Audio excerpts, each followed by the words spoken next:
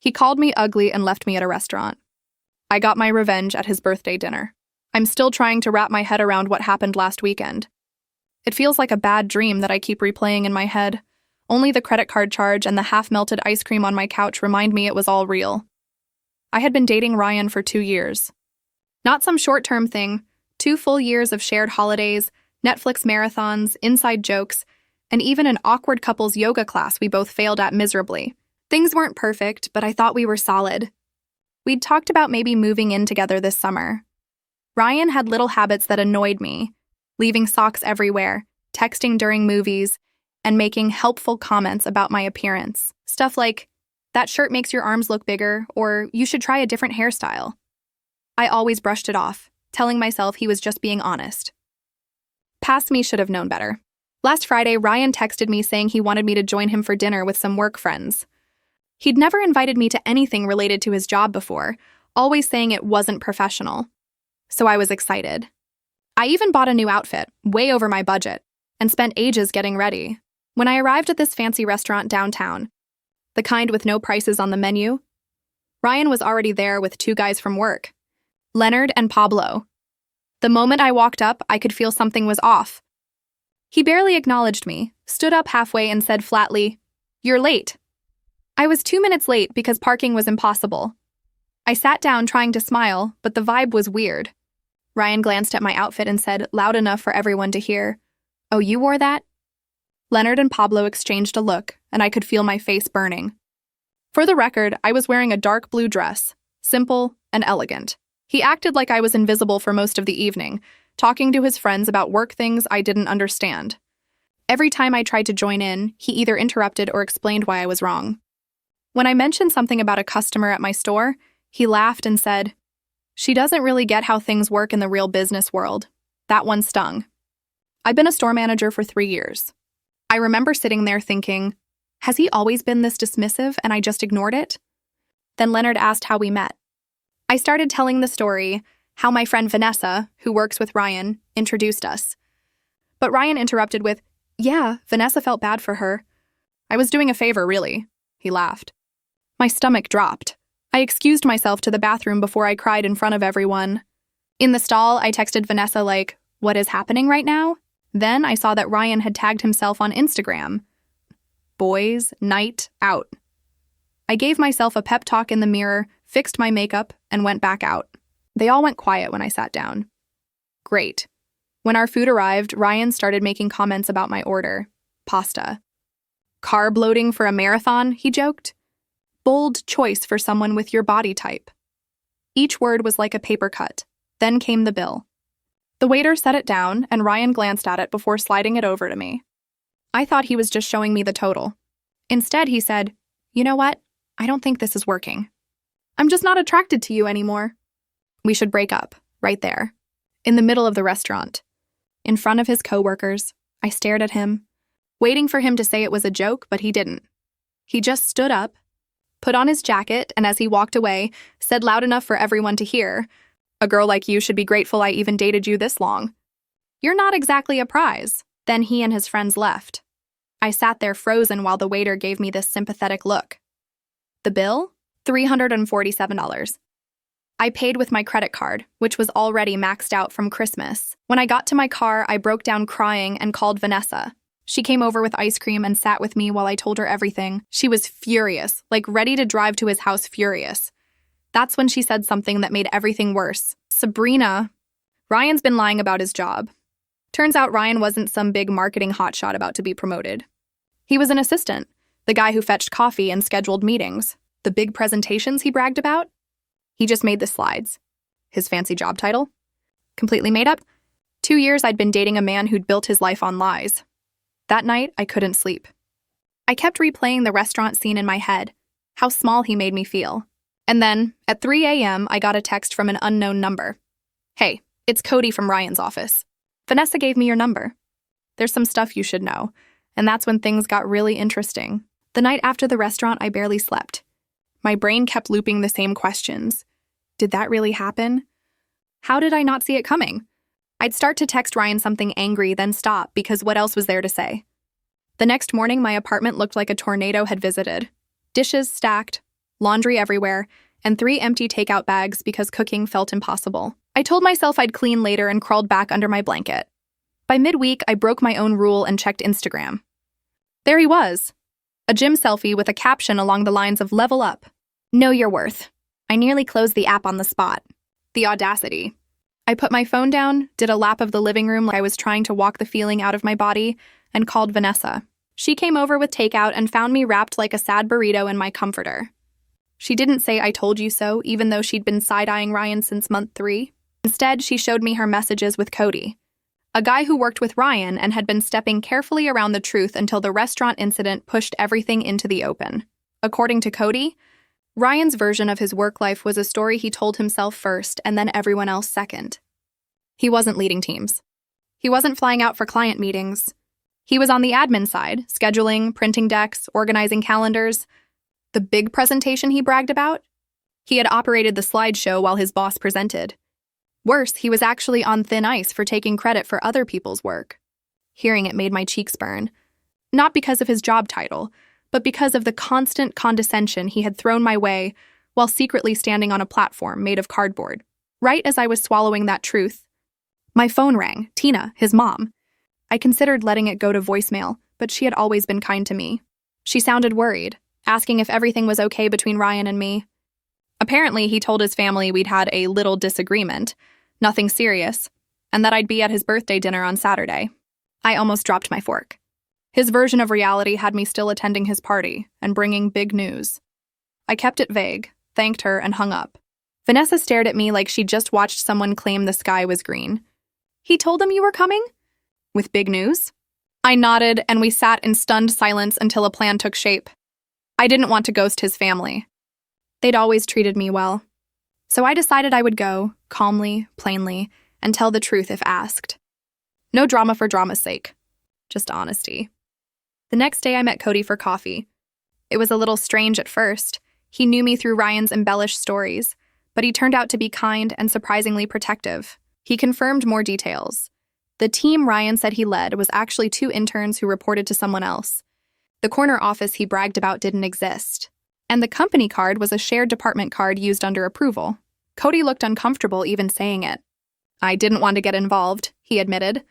"But after what he did to you at the restaurant, I couldn't keep quiet." Right then, Cody got a text from his boss asking if he could swing by the office Saturday evening to prep paperwork for Monday. An idea clicked. What if Cody needed to drop something at Ryan's parents' house during the dinner? Not a stunt, just the truth, delivered where the stories usually flowed unchecked. As if on cue, my phone buzzed. "Ryan, we need to talk about what happened." I might have overreacted. I showed Cody, and he nearly choked on his coffee. "That's not an overreaction," he said. "That's a performance." I didn't respond. Let the silence do the talking. Friday night, Vanessa came over to help me choose an outfit. Part of me wanted to show up dazzling and let him regret every word. But I didn't want to turn this into a scene. We picked a simple black dress, one he once called average, which had always quietly baffled me because strangers complimented it. I slept terribly, ran through a dozen scenarios in my head, and woke up with nails chewed down and a stomach that felt hollow. Around noon, Ryan texted again. "Looking forward to seeing you tonight. Wear something nice. My parents are excited." I stared at that message for a full minute and put my phone face down. Vanessa stood behind me while I did my hair, reminding me to breathe. At 5:30 p.m., I left for his parents' house. Twice I had to pull over because my hands were shaking. I sat in my car doing the world's clumsiest deep breathing exercises. This is about truth. That's it, I told myself. Not revenge. Not a show. Just truth. I arrived at 6:15, fashionably late. The house smelled like Tina's famous pot roast. His dad greeted me warmly, and for a second, sadness pinched my chest. This family had been kind to me, and that made what I was about to do heavier, not lighter. I rounded the corner into the living room. There was Ryan mid-laugh holding a drink. He froze when he saw me. Panic flickered in his eyes before he pasted on a smile. He hissed, "We need to talk privately." I smiled wider and, in a voice bright enough for everyone to hear, said, "I wouldn't miss your birthday, especially since you told everyone we had big news." The color left his face. His mom clapped her hands, thrilled. His dad made a joke about grandkids. His sister gave me a careful look, like she was waiting to see which way the wind would blow. We moved to the dining room. As we sat, my phone buzzed. It was Cody, on my way. 15 minutes. Ryan leaned toward me and whispered, "What are you doing?" I folded my napkin and said softly but clearly, "Telling the truth." Tina started serving dinner. Ryan's left eye twitched. I took a breath. Game on dinner started with small talk and a lot of careful smiles. The table looked like a magazine spread. Roast, buttery mashed potatoes, a fancy salad everyone admired and no one touched. Ryan tried to steer every conversation to himself with vague business phrases that didn't actually mean anything. Whenever his dad asked a specific question, Ryan answered like a horoscope. Broad, flattering, and impossible to pin down. Then Tina, glowing with pride, mentioned Ryan's promotion. I watched his face turn the exact color of the beets. He launched into a speech about leading a high-impact team and being groomed for management. His dad asked about the Johnson account.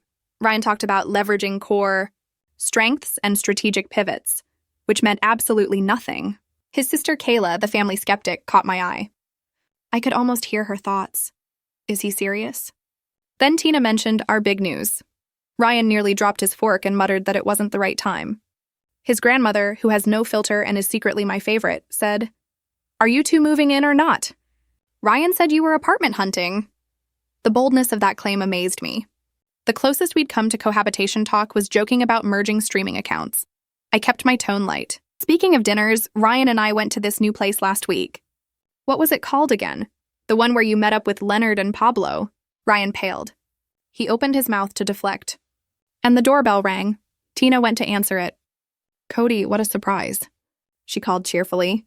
Ryan's jaw clenched. Cody stepped in with a folder and an apologetic smile. "I'm so sorry to interrupt the birthday dinner," he said, "but I have a few documents Ryan needs to sign for Monday." Tina, being the host she is, offered him cake later. Ryan tried to hustle Cody back to the door, but his dad, pleasantly firm, said, "We're all family. We can handle it right here." Cody sat in the empty chair beside me.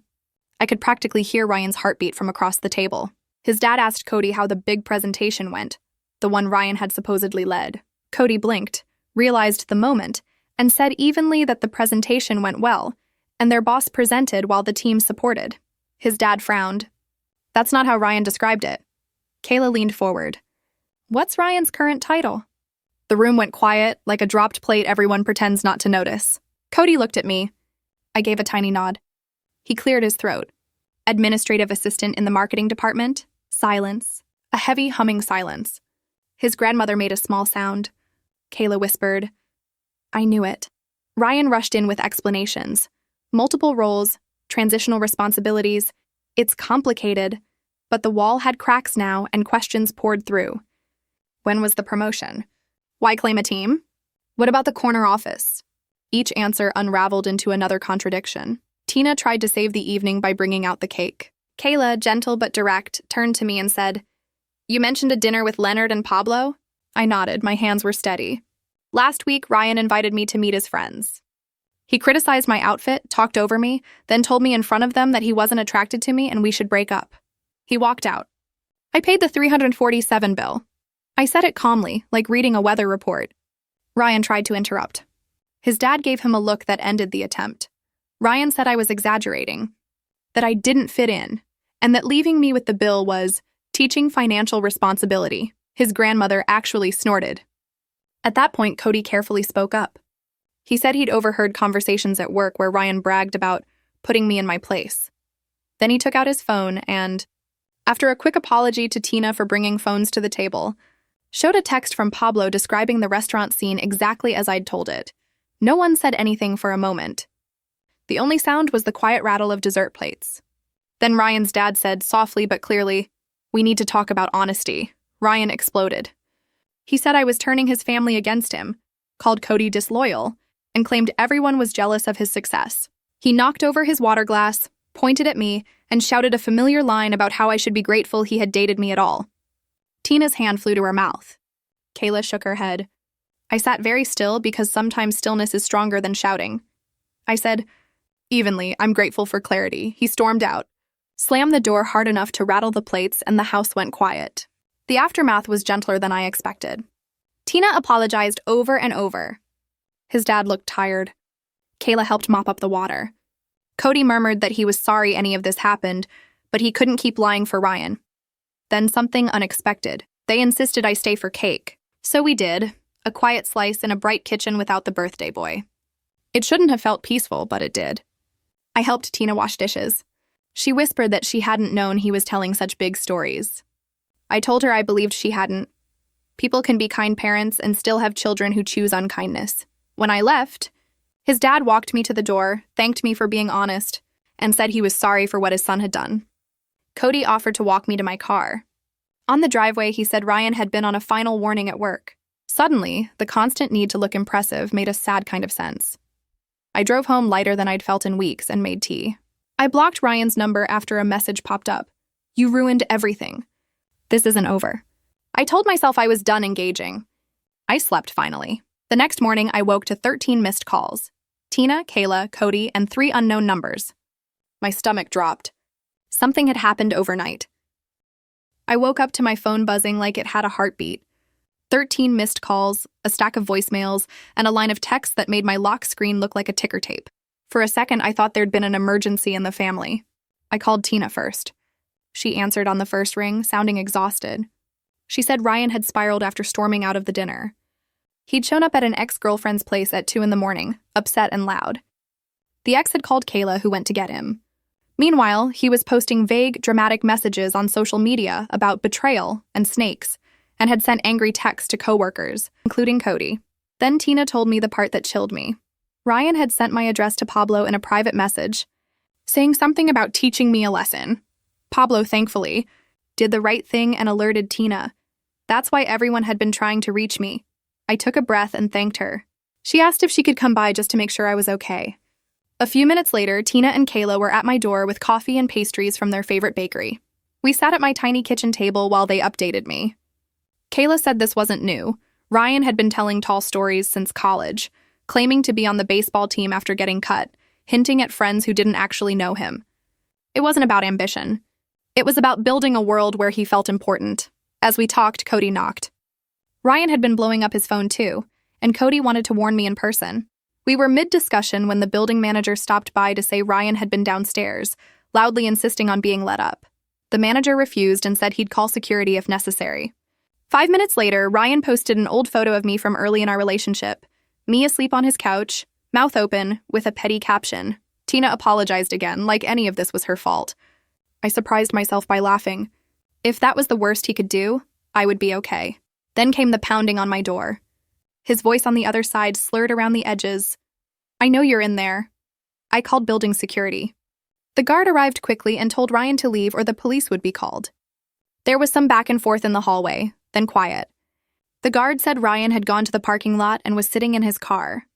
Tina looked devastated and insisted on going down to talk to him. I let her. This was her son, as complicated as that was. She called his dad to come pick them both up. After they left, Cody and I sat in silence for a minute, then split a bottle of wine I'd been saving for a special occasion. Surviving a morning like that qualified. Vanessa came over and stayed the night just in case. We ate pizza and watched reality TV where the plot lines seemed calmer than my actual life. The following weeks were an adjustment. HR at Cody's company got screenshots of Ryan's late-night posts and messages. After failing to show up for 3 days and sending unprofessional emails, Ryan lost his job. He moved back in with his parents for a while, then to an uncle's place out of state. Tina still sends me holiday cards. Sweet, if a little complicated. Kayla and I grab coffee sometimes.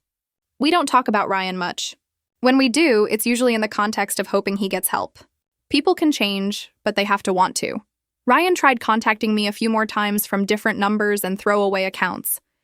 I kept everything just in case, but I didn't respond.